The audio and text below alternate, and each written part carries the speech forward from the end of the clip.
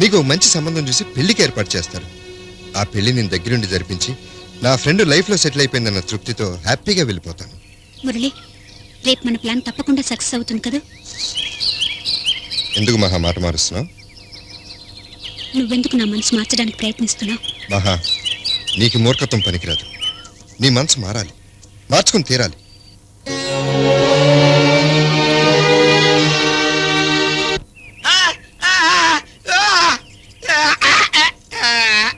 ఏమిట్రా అక్కడ వంట పని మానేసి నీలో నువ్వే కొనుక్కుంటే ఇక్కడ కూర్చున్నావు?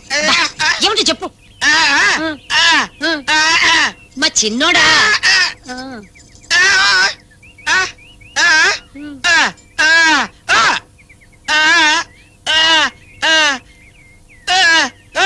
పెళ్ళా?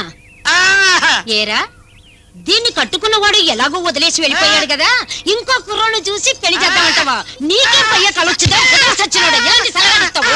నువ్వేదో చెప్తావు అనుకుని అనవసరంగా ఇక్కడ కూర్చున్నాను. మళ్ళీ ఇలా మాట్లాడితే ప్రాణం తీస్తాను. సచ్చినోడా, ఇలాంటి వాగుడు మళ్ళీ వాగామంటే కాళ్ళు విరగొడతాను. జాగ్రత్త. ఇంకొక పెళ్ళంట, ఇంకొక పెళ్లి.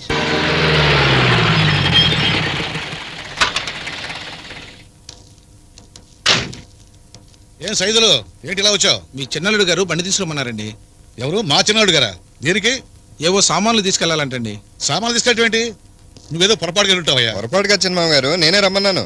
మహా, బట్టలు సామాన్ త్వరగా సర్దాయి, బండి వచ్చేసింది. బట్టలు సర్దడం ఏంటండి? ఎక్కడికి వెళ్తున్నారు? మేము ఇల్లు మారుతున్నామండి. ఇల్లు మారుతున్నారా? అవును, సుబ్బారావు తోటలో మంచి గెస్ట్ హౌస్ ఉంది, అడిగితే ఆయన సరే అన్నారు. అదేంటి అల్లుడు గారు, లంక్ అంత కాంపౌండ్ గా మీరు వేరే ఇంటికి వెళ్ళాల్సిన అవసరం ఏంటి? ఆయన ఇక్కడ మీకు వచ్చిన లోటు ఏంటి? నాకు ఇక్కడ నచ్చలేదండి. ఈ కొంప కంటే శనివారం సంత బెటర్. ఈ జనాలు ఈ గోళ నా వల్ల కాదండి. అవును, మీ ఇద్దరం కొత్తగా పెళ్ళైన వాళ్ళు అనుకున్నారా, వయసు ఊడిపోయి కాటికి కాలు చెప్పుకున్నాం అనుకున్నారా? ఏకాంతంగా ఉన్నవారు మనశ్శాంతిగా బతకనివారు. ఒకడేమో బాబాయ్ అంటాడు, ఇంకోటేమో బావగారు అంటారు, ఇంకోటేమో ఇంకోటి అంటారు. చిచి, అసలు ఈ పిల్లల్ని చూస్తాను నాకు పిల్లలు కన్నా ఇంట్రెస్ట్ కూడా పోయింది. అంత చిరాకు తెప్పించారు. నువ్వేంటి ఇంకా చూస్తున్నావు? ఎల్రెడీ ఎవరిని అడిగి మీరు ఈ నిర్ణయం తీసుకున్నారు? ఎవరిని అడగాలి? నన్ను అడగాలి. నువ్వు ఉండమ్మా. అదేమిటి బాబు అలా మాట్లాడుతున్నావు? ఏంటి ఆప్యాయత, అనుబంధాలు నన్ను బందీని చేశాయన్నావే, ఇంతలోనే ఇల్లు నీకు చెరసాలైపోయింది. అవును, నాకు ఈ జైలు శిక్ష నుంచి విముక్తి కావాలి. కొన్నాళ్ళైనా నా పిల్లలతో హాయిగా సుఖంగా ఉండాలనుకుంటున్నాను. అందుకే వేరే కాపురం పెట్టాలనుకుంటున్నాను. కాపురం అంటూ జరిగితే ఇక్కడే జరగాలి. నేను మాత్రం ఈ ఇంట్లోంచి బయటికి రాను.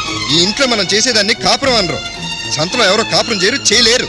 అంటే వీళ్ళంతా చేసేవి కాపురాలు కావునా నీ ఉద్దేశం? మిగిలిన వాళ్ళ సంగతి నాకు అనవసరం. నువ్వు వస్తున్నావా లేదా ముందని చెప్పు. మా అమ్మ నాన్నను వదిలి నేను రాను. నీకు నేను ముఖ్యమా, మీ అమ్మ నాన్న ముఖ్యమా? నాకు మా అమ్మా నాన్నలే ముఖ్యం.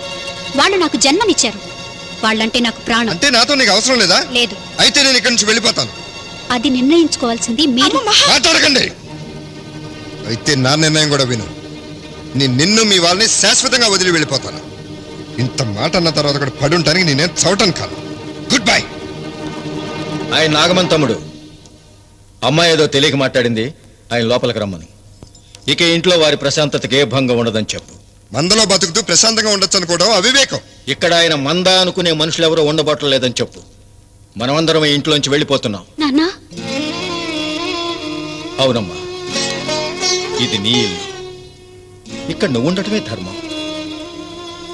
పని మనుషులకు కూడా సొంత ఇల్లు కట్టించిచ్చిన ఈ రాఘవరావు చిన్న కూతురు పరాయి వాళ్ళ ఇంట్లో అద్దెకుంటే అది మన వంశానికే అవమానం అమ్మా. అందుకే ఆయన నువ్వు కలిసి ఇక్కడే ప్రశాంతంగా ఉండండి. ఏంటంతా అలా నిలబడి చూస్తున్నారు? వెళ్ళి సామాన్లు సర్దండి. రండిరా. చిన్నానా, మీరైనా నాన్న నాపండి. చూడమ్మా, అన్నయ్య నిర్ణయం ఏదైనా మా నిర్ణయం కాదని ఇంతవరకు అనుకోలేదు. ఇక మీదట కూడా అనుకోలేం. నన్ను క్షమించు. అయినా మాకు తెలియని విషయాలు ఏముంటాయిలే. Shut up. వెంటనే వెళ్ళి మీ అక్కని పిలు.